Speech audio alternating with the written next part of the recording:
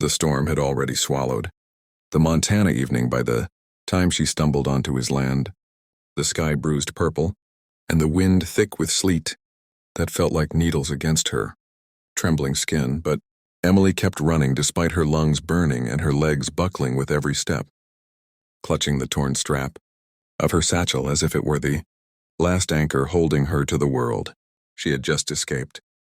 Because going back to the men who'd chased her down the highway, back to the life she'd been dragged into by force, wasn't an option anymore, and the only hope she saw through the blur of tears and exhaustion was the silhouette of a barn sitting like a dark giant against the snowy fields, its lantern light flickering faintly through the cracks in the wooden walls as if calling her to crawl inside and disappear. She pushed the heavy door open just enough to slip through, collapsing into a pile of hay with a soft cry she couldn't hold back, her entire body shaking as she pressed a hand over her mouth to stifle her sobs, praying the storm would swallow her tracks before they found her.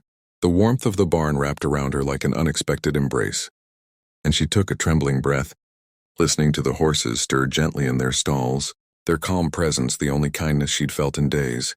She didn't know where she was, didn't know who owned this place, but exhaustion weighed heavier than fear, and she let herself sink deeper into the hay, whispering a broken plea to the darkness. Please, just tonight, let me hide. But fate, so cruel and strange in the hours before dawn, had other plans, because just as her eyes fluttered shut, the heavy tramp of boots approached the barn door, slow and powerful, the kind of footsteps that didn't hurry for anyone. She froze, breath caught in her chest, as the door creaked open and a massive figure stepped inside, tall enough to block the lantern light with his broad shoulders, his cowboy hat dripping melted snow, his flannel shirt clinging to the muscles of a man who lived on strength and silence. She didn't know yet that people in town called him the Giant of Red Creek Ranch. Didn't know that his name was Wyatt Hale, a solitary rancher whose heart had been shattered too, many times to risk letting anyone close again, and who now lived his life like a ghost. A hard-working, quiet, unreachable man whose presence alone could still a room. She only knew that he was staring at her now, eyes narrowing beneath the brim of his hat, his deep voice rolling like thunder through the barn as he took in her torn dress, the bruises on her legs, the fear in her eyes. "You're not supposed to be here," he rumbled, not unkindly, but with the weight of a man who didn't allow strangers into his world, and Emily's heart thrashed in her chest as she scrambled to sit up, wincing from the pain in her ankle, stammering out an apology between broken breaths. I'm sorry. Please, I'll leave. I didn't mean to trespass, I just needed," man said with false politeness. "But we're looking for a girl. Little Runaway, long red hair. Might have passed through here." Wyatt didn't blink, didn't shift, didn't loosen his grip on Emily's hand. He stepped forward with the quiet dominance of a man who owned every inch of land beneath his boots, his voice low and lethal as he said, "Only girl here is my wife." Emily felt her heart pound as Wyatt slid an arm around her waist, pulling her close enough that she could smell the warm leather and cedar on him, close enough that she felt his breath brush her hair as he murmured for the strangers to hear, "She's been with me all night."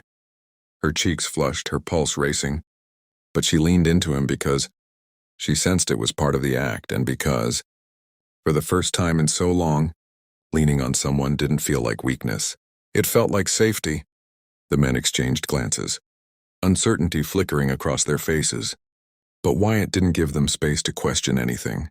He stepped forward, his presence looming like a wall they couldn't climb, and added with a cold edge, "Whatever business you have with her ends now. Get off my property." There was something in his voice, something final and fearless that made the men hesitate before one muttered, "Didn't mean no trouble," and they backed out of the barn, their footsteps retreating into the storm until the truck engine roared back to life. Only then did Wyatt let out a slow breath, loosening his grip on Emily just enough to look down at her, his expression softening as he asked, "You hurt?" That simple question, gentle, steady, genuine, broke something in her, and she nodded as tears spilled silently down her cheeks. Wyatt caught one with his thumb before it fell, his voice dropping to a whisper. "You're safe now. They won't touch you. Here." Emily's chest tightened with gratitude and confusion and something she didn't have the strength to name yet. And as he helped her sit down again, wrapping a blanket around her and tending to her bruised ankle with surprising tenderness. She realized this barn, this man, might be the only refuge she had left in the world. And though fear still pulsed through her veins, another feeling began to bloom beneath it. Something unfamiliar but warm, trust. Wyatt didn't ask for her story, didn't demand an explanation, didn't treat her like a burden. He simply sat beside her as the storm raged outside, his presence steady and strong. And Emily found herself whispering the words she hadn't said to anyone in years. "Thank you," only to feel his hand rest gently over hers, his deep voice murmuring back, "Rest now. We'll figure everything out come morning." As her eyes drifted shut, the warmth of the barn wrapping around her like a fragile cocoon, she didn't know that this night, this runaway girl and this lonely giant cowboy would be the beginning of a story neither of them had ever dared to imagine.